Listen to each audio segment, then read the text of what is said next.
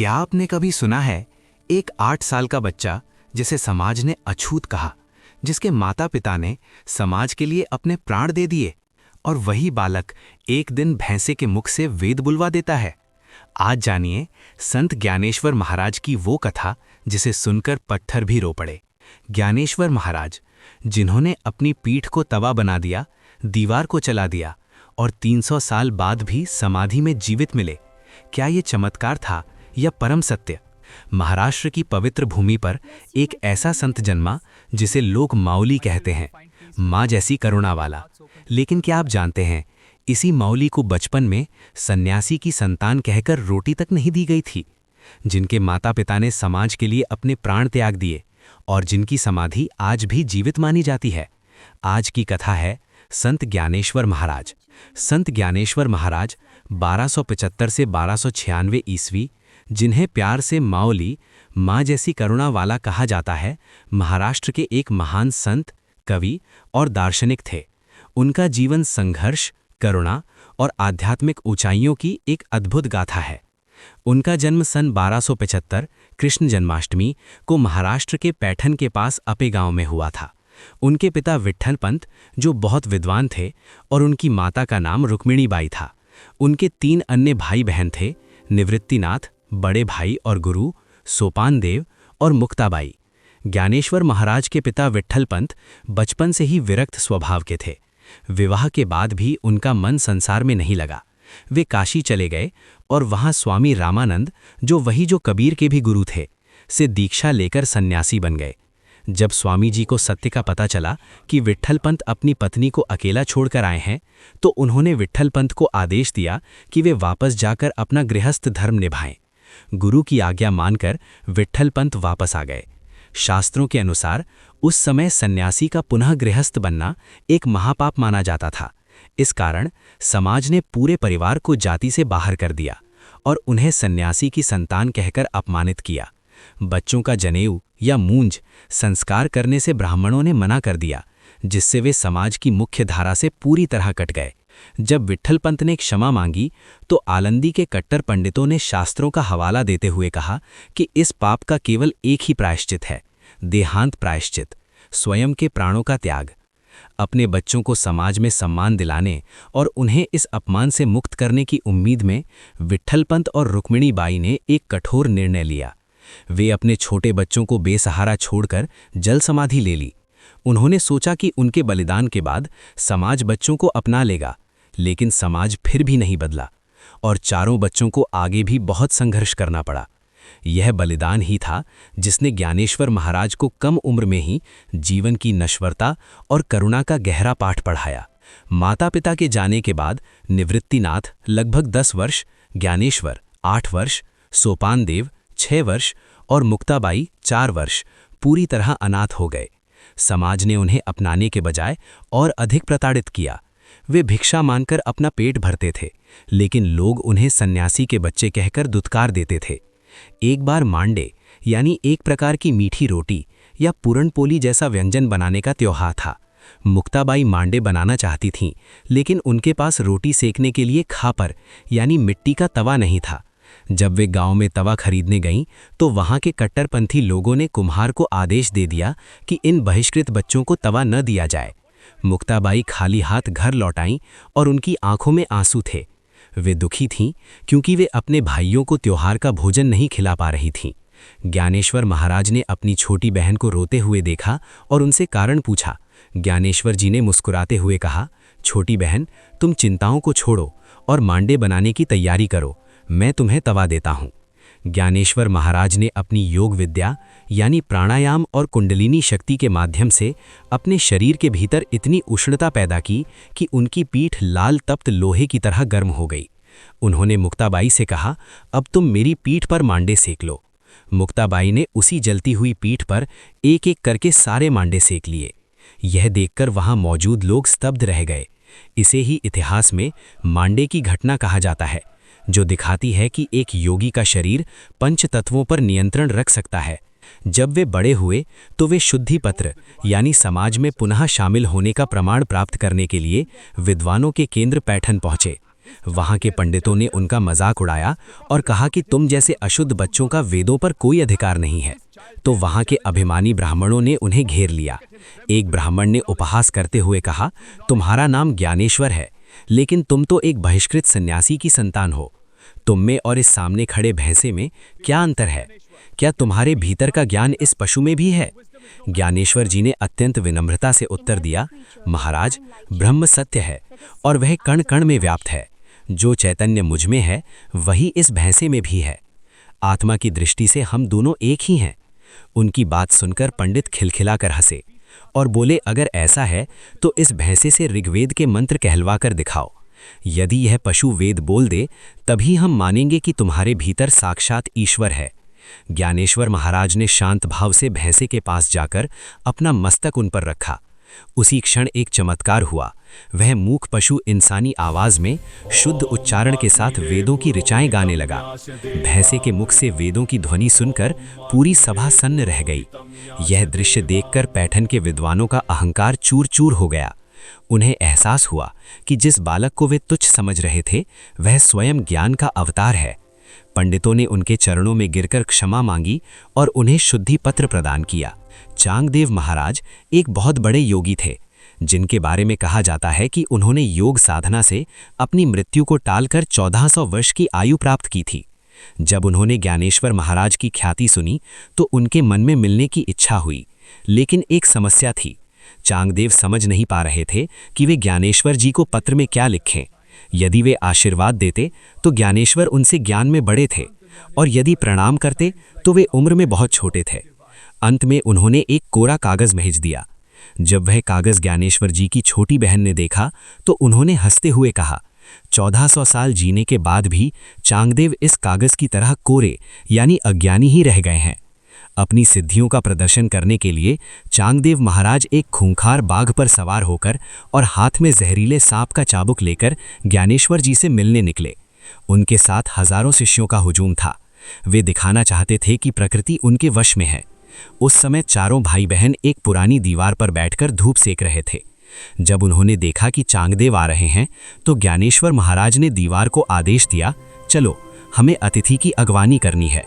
तभी वह निर्जीव दीवार हवा में उठकर चलने लगी। जब चांगदेव ने देखा कि जिस प्रकृति के तत्वों पशुओं को वश में करने पर उन्हें गर्व था, ज्ञानेश्वर महाराज ने तो निर्जीव पत्थर को ही जीवित कर दिया, तो उनका अहंकार तत्काल समाप्त हो गया। वे बाघ से उतरे और ज्ञानेश्वर जी के चरणों में गिर पड़े। इसके बाद वे ज्ञानेश्वर जी की छोटी बहन मुक्ताबाई के शिष्य बन गए। हालांकि चारों भाई बहन ज्ञानी थे, लेकिन मुक्ताबाई को ब्रह्म ज्ञान की साक्षात प्रतिमूर्ति माना जाता था। उन्होंने ही चांगदेव को समझाया था कि केवल आयु बढ़ाना साधना नहीं है, बल्कि अहंकार का त्याग ही असली योग है। मुक्ताबाई ने ही उन्हें वह दृष्टि दी थी जिससे वे ज्ञानेश्वर महाराज के महान स्वरूप को समझ सके। पैठन से शुद्धि पत्र मिलने के बाद उन्होंने अपनी शक्तियों का उपयोग समाज को सुधारने में किया। उस समय धर्म और ग्रंथ केवल संस्कृत जानने वाले कुछ ही लोगों तक सीमित थे। ज्ञानेश्वर जी ने मात्र 15-16 वर्ष की आयु में ज्ञानेश्वरी लिखकर गीता के कठिन ज्ञान को आम जनता की मराठी भाषा में पहुंचाया। उनके बड़े भाई निवृत्तिनाथ उनके गुरु बने, जिन्होंने उन्हें नाथ संप्रदाय की दीक्षा दी। संत नामदेव महाराज और ज्ञानेश्वर जी की मित्रता अतुलनीय थी। जब ज्ञानेश्वर जी ने संजीवन समाधि लेने का निर्णय लिया तो नामदेव जी का हृदय फट गया। उन्होंने इस पूरी घटना का सजीव वर्णन अपने समाधि के अभंगों में किया है। कार्तिक मास की कृष्ण पक्ष की त्रयोदशी को पूरा आलंदी जनसमूह से भर गया था। संत नामदेव बताते हैं कि उस दिन इंद्रायणी नदी का तट आंसुओं से भीगा हुआ था। नामदेव जी स्वयं इतने दुखी थे कि वे भगवान विट्ठल से प्रार्थना कर रहे थे कि वे ज्ञानेश्वर को रोक लें। नामदेव जी ने लिखा है कि आज ज्ञान का सूर्य अस्त हो रहा है। मान्यता है कि ज्ञानेश्वर जी को समाधि तक ले जाने के लिए स्वयं भगवान पांडुरंग प्रकट हुए थे। नामदेव जी वर्णन करते हैं कि भगवान विट्ठल ने अपने हाथों से समाधि की जगह साफ की और ज्ञानेश्वर जी को वहां बिठाया। ज्ञानेश्वर महाराज के चेहरे पर कोई दुख नहीं था, बल्कि एक दिव्य शांति थी। उन्होंने अपने गुरु और भाई निवृत्तिनाथ को प्रणाम किया और समाधि गुफा में प्रवेश किया। जब वे नीचे बैठे, ध्यान मुद्रा में लीन हो गए। नामदेव जी लिखते हैं कि ज्ञानेश्वर जी ने अपनी आंखें बंद की और उनका प्राण सीधे ब्रह्मरंध्र में विलीन हो गया। निवृत्तिनाथ जी ने भारी मन से समाधि की शिला यानी पत्थर को द्वार पर रखा। नामदेव जी इस दृश्य को देखकर फूट फूट कर रोने लगे। ज्ञानेश्वर महाराज के जाने के बाद मात्र 1 वर्ष के भीतर ही उनके तीनों भाई बहनों ने भी अपनी देह त्याग दी। सोपान देव ने सासवड़ में समाधि ली। जब 1296 में ज्ञानेश्वर महाराज ने आलंदी में संजीवन समाधि ली, तब सोपान देव और अन्य भाई बहन गहरे शोक में थे। सोपान देव अपने बड़े भाई ज्ञानेश्वर को अपना आदर्श मानते थे। ज्ञानेश्वर जी के जाने के बाद सोपान देव ने भी इस नश्वर संसार को त्यागने का निश्चय कर लिया। ज्ञानेश्वर महाराज की समाधि के कुछ दिनों बाद मार्गशीर्ष महीने की शुक्ल पक्ष की त्रयोदशी को सोपान देव ने समाधि लेने का निश्चय किया। कहा जाता है कि समाधि के समय उनके बड़े भाई निवृत्तिनाथ और उनकी बहन मुक्ताबाई वहां उपस्थित थीं। उन्होंने करहा नदी के तट पर ध्यान लगाया और भगवत नाम का जाप करते हुए अपनी देह को समाधिस्थ कर दिया। आज सासवड़ में सोपानदेव महाराज का एक बहुत ही सुंदर और भव्य मंदिर है। आळंदी की तरह यहाँ भी एक अजान वृक्ष है, जिसके बारे में श्रद्धा है कि यह सोपानदेव की दिव्य शक्ति से फलता फूलता है। आषाढ़ी एकादशी की वारी के समय सोपानदेव महाराज की पालकी सासवड़ से पंढरपुर के लिए निकलती है, जिसमें हजारों श्रद्धालु शामिल होते हैं।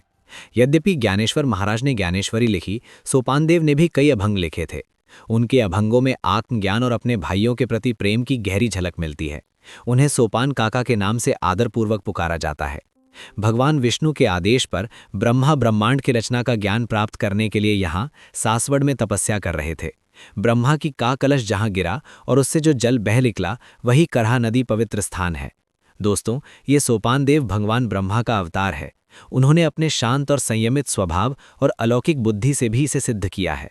इसीलिए सोपानदेव उसी स्थान पर समाधि लेंगे जहाँ ब्रह्मादेव ने तपस्या की थी। सासवड़ नगर में इंद्रनील पर्वत स्थित है, जहां राम रावण युद्ध के दौरान लक्ष्मण बेहोश हो गए थे और जब हनुमान द्रोणागिरी पर्वत को उठा रहे थे, तब उसका एक हिस्सा टूटकर यहां आ गिरा था। यही है इंद्रनील पर्वत। इंद्रनील पर्वत पर स्थित इस घने जंगल में इंद्र अर्थात पुरंदर ने भी तपस्या की थी। इसीलिए इसे पुरंदर पर्वत के नाम से भी जाना जाता है। अतः सोपानदेव जी ने यहाँ समाधि ली। मुक्ताबाई तापी नदी के तट पर बिजली की कड़क के साथ अंतर्ध्यान हो गई। मुक्ताबाई चारों भाई बहनों में सबसे छोटी थीं, लेकिन उनका आध्यात्मिक स्तर इतना ऊंचा था कि उन्हें आदिशक्ति का अवतार माना जाता था। उनकी समाधि या अंतर्ध्यान होने की कथा अत्यंत अलौकिक है। ज्ञानेश्वर महाराज और सोपानदेव के समाधि लेने के बाद अब केवल निवृत्तिनाथ, सबसे बड़े भाई, और मुक्ताबाई बचे थे। वे दोनों तापी नदी के तट पर सत्संग के लिए यात्रा कर रहे थे। मुक्ताबाई अपने भाइयों के विरह में थीं, लेकिन उनका आत्मज्ञान अडिग था। घटना 1297 ईस्वी वैशाख शुद्ध दशमी की है। निवृत्तिनाथ और मुक्ताबाई खानदेश क्षेत्र में तापी नदी के किनारे विश्राम कर रहे थे। वहां एक विशाल कीर्तन का आयोजन हुआ था, जिसमें हजारों भक्त शामिल थे। अचानक बिजली की एक बहुत तेज कड़क हुई। उस क्षण इतना तीव्र प्रकाश फैला कि लोगों की आंखें चौंधिया गईं।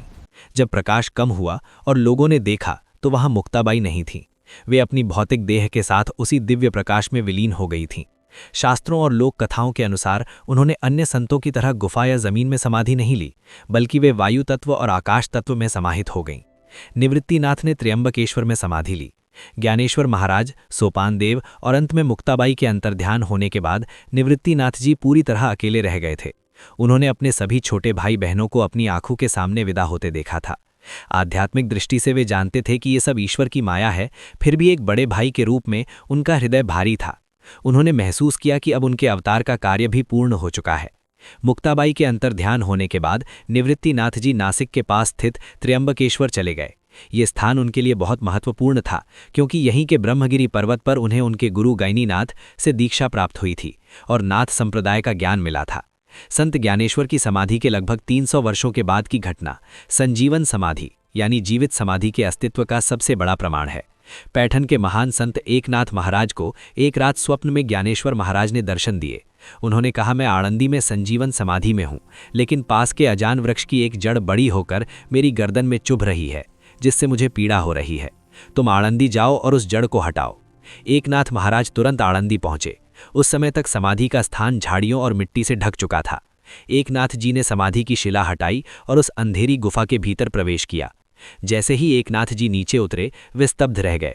उन्होंने देखा कि समाधि लेने के 300 साल बाद भी ज्ञानेश्वर महाराज 21 वर्ष के युवक की तरह ही तेजस्वी दिख रहे थे। वे पद्मासन में ध्यान मग्न बैठे थे और उनके शरीर से एक दिव्य प्रकाश निकल रहा था। एकनाथ जी ने देखा कि सचमुच अजान वृक्ष की एक मोटी जड़ ज्ञानेश्वर जी के गले को स्पर्श कर रही थी। उन्होंने बड़ी सावधानी से उस जड़ को काटा और मार्ग साफ किया। आज भी आळंदी में वो अजान वृक्ष मौजूद है, जिसके बारे में माना जाता है कि वो ज्ञानेश्वर महाराज के चैतन्य से जुड़ा हुआ है। अगर आपको लगता है कि ऐसे संत आज भी हमें रास्ता दिखाते हैं, तो अभी जय माउली लिखकर कमेंट कीजिए। अगर आप चाहते हैं ऐसी ही गूढ़, सच्ची और चमत्कारों से भरी संत कथाएं, तो चैनल को सब्सक्राइब करें, वीडियो को लाइक करें और इसे हर विट्ठल भक्त तक शेयर करें। जय ज्ञानेश्वर माउली।